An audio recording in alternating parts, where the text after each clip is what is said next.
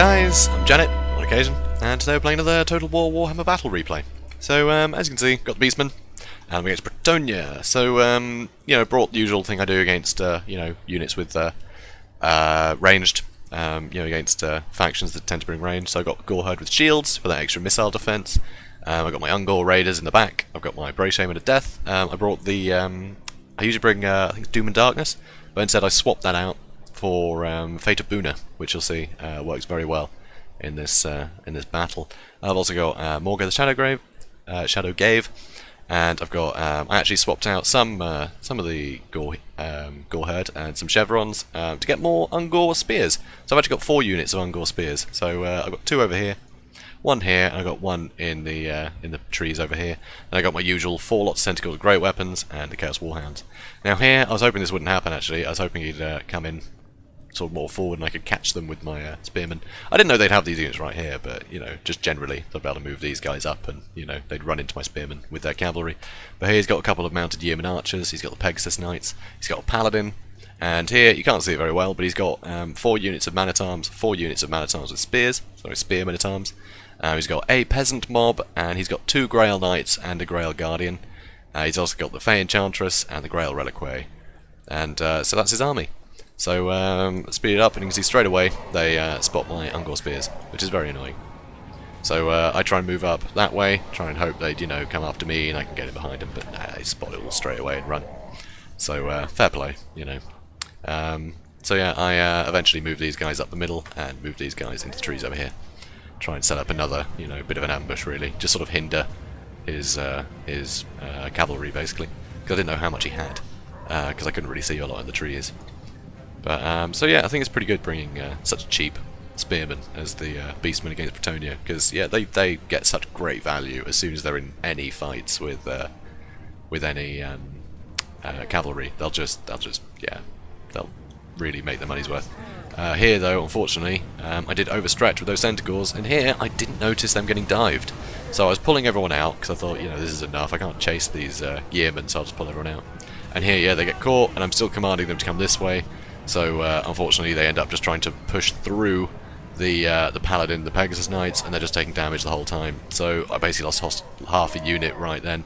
So by the time I notice it, I try and run back in, but these guys have already broken, and these guys are taking off.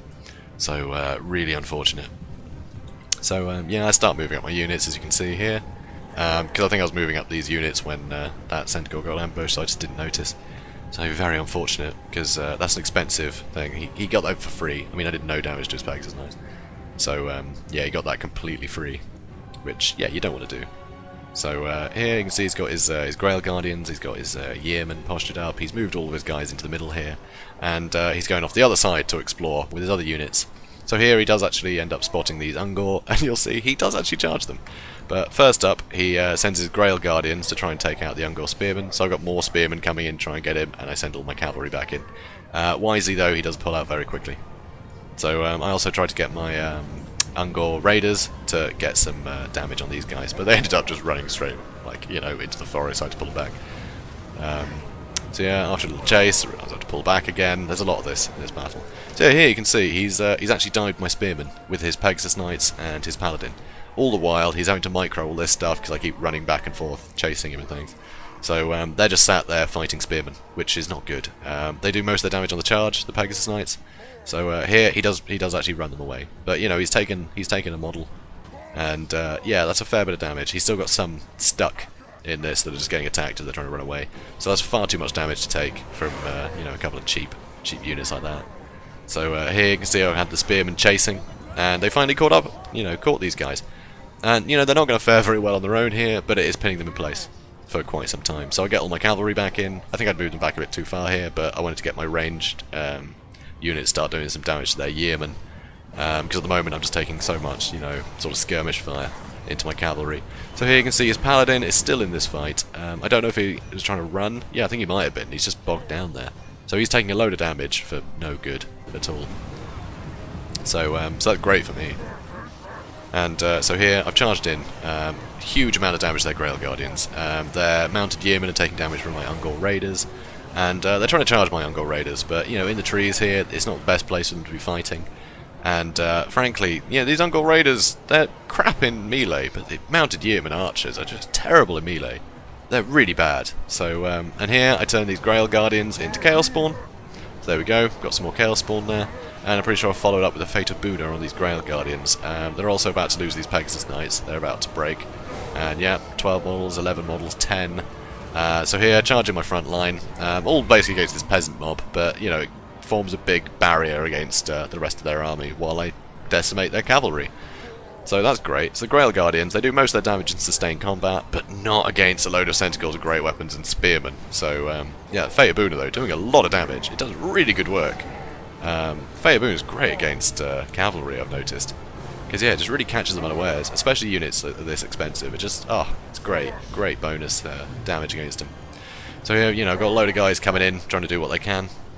But basically I'm just bogging down all of his infantry. It's all quite cheap infantry, so if I can just keep them bogged down and take out all of his expensive units, you can see I accidentally left my Ungol Raiders to chase the Yeomen for too long, which is very annoying. I needed them to bring them back, and I could have done so much damage to these guys while they're pinned. Here though, he's finally got his Paladin out, but he's taking so much damage against their spears. I soon move the spears down here. But yeah, still fighting away these Grail Knights. You know, a lot of back and forth. Still some Grail Guardians left. You know, they've still got a fair bit of cav left, to be honest. So here, I managed to use my Chaos Spawn to intercept these Man-at-Arms. And I'm bringing some Spearmen up. Great Comet of Casadora there. That's basically my front line destroyed with that one spell. So really good use of that spell. But I might have tried to use it here and just wiped out my cavalry while, you know, while they're pinned with the Grail Guardians. Because if all my cavalry got wiped out, then I would have had no answer to these Grail Guardians. They could have just mopped me up, which would have been really good for them. But unfortunately, no, he just used it to destroy that line. But it did free up a lot of units, so suddenly I'm having to react a lot more. So yeah, it's hard to call. You know, it's hard to make the call really, because you can see these units have taken a lot of damage.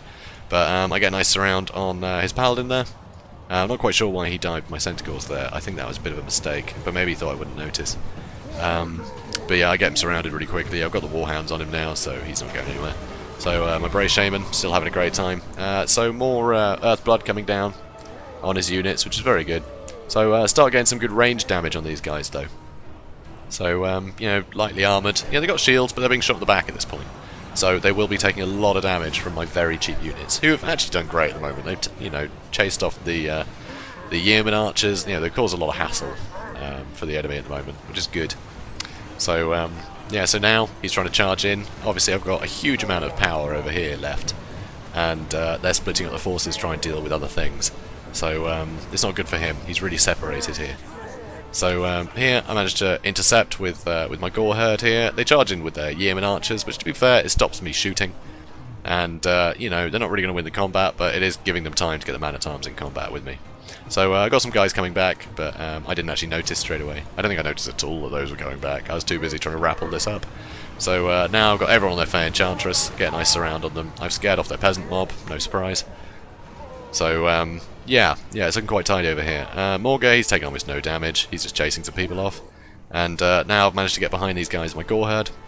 And I'm actually spreading out my units some more. So, so that's good. So now, attacked in the rear, they're really unhappy about that. And there's also a lot of guys running now. So here, I think it's just their Fey Enchantress left, really. Yeah, everyone shatters. And so does the Fey Enchantress. But yeah, so really interesting battle that. You know, so many little fights throughout the trees, and yeah, I just think that was really cool. Yeah, the thing is, I'm wondering actually the bonuses for in trees, because cavalry tend to do worse in trees. But I'm wondering if that applies to the Beastmen, because, you know, Centaurs, right? They sort of run through forests, it's kind of their thing.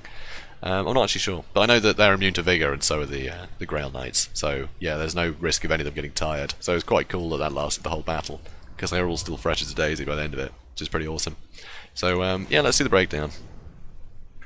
So yeah, I thought it was a cool battle. So as you can see, you know, my Gore Herd didn't really do a whole lot, but it pinned their army in place. It meant they couldn't bring out the rest of their spearmen to back up their Grail Knights and things. So yeah, they used obviously a Comet Castora, which broke my front line pretty quickly. But I think that probably would have been better used just finishing off all my Centaurs, because then yeah, they could have kept their Grail Knights alive. So I think that was probably what did it. Because I mean, early on he did great. He managed to take out half a unit of Centaur before you know, before I could react. So that was really well ambushed. But then he sort of threw his pegs his knights away slightly, trying to attack those spearmen. You know, his paladin he couldn't get a lot of use out of. 57 kills, but that was all spearmen. You know, he would have really needed the paladin to start doing damage to Morga or chasing the Bray Shaman, to be honest. Because yeah, he didn't try and single out a Bray Shaman at all there, and he got off a few Fate Abooners, a few Spirit Leeches. You know, he did a lot of work, and no pressure was applied to him. So I think that was a really interesting one. But yeah, I did love that. It was a cool battle. So thanks for that, End Times. That was good fun. So don't know why End Times. I mean, everyone hates the End Times, you know, and an Age of Shitmar with the Sigmarines, etc. Let's not get into it. So, but yeah, you know, fair play. So yeah, if you guys enjoyed this video, comment, like, and subscribe, and I'll see you in the next one. Have a good day, everybody.